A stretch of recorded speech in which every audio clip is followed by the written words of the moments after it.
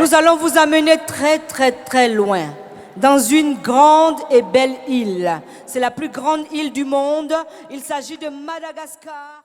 À vrai dire, c'est les années 90 quand on a commencé la radio. Donc à l'époque, on s'est vite rendu compte qu'on n'avait pas assez de production. On a commencé à être redondant parce qu'il fallait passer les mêmes titres. Donc on se posait la question de savoir qu'est-ce qu'on pouvait faire à notre niveau pour que les artistes puissent produire un peu plus. Voilà.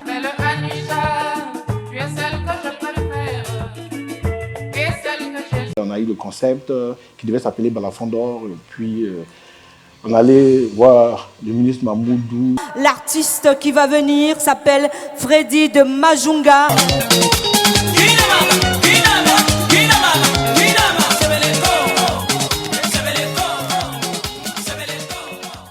Il n'y avait qu'un seul aspect sur lequel j'ai agi.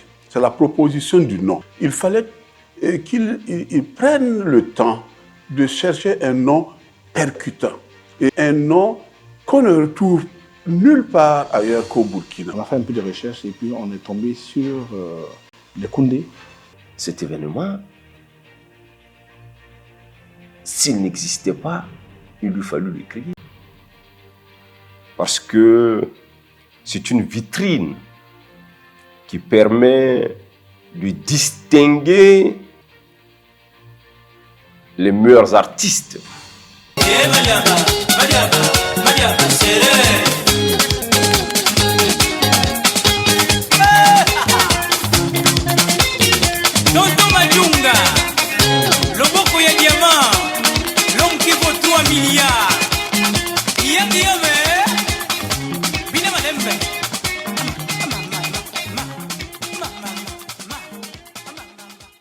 On a rêvé tous, à un moment, faire de sorte à ce que les Koundé dépassent largement les frontières de l'Afrique et que les Koundé puissent s'exporter.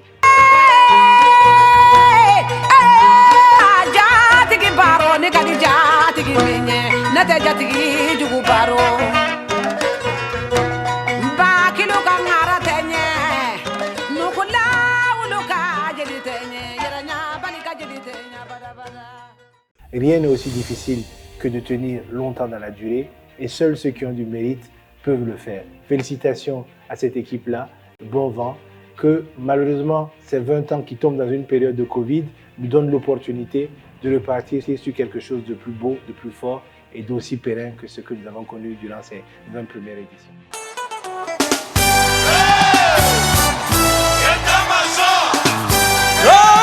Levez-vous tout le monde.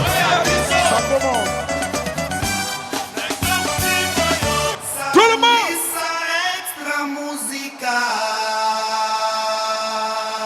20 ans en matière de culture, eh bien, c'est une étape importante, mais ce n'est pas une étape finale. Le Koundé a montré une voie, il faut que le Koundé approfondisse cette voie-là.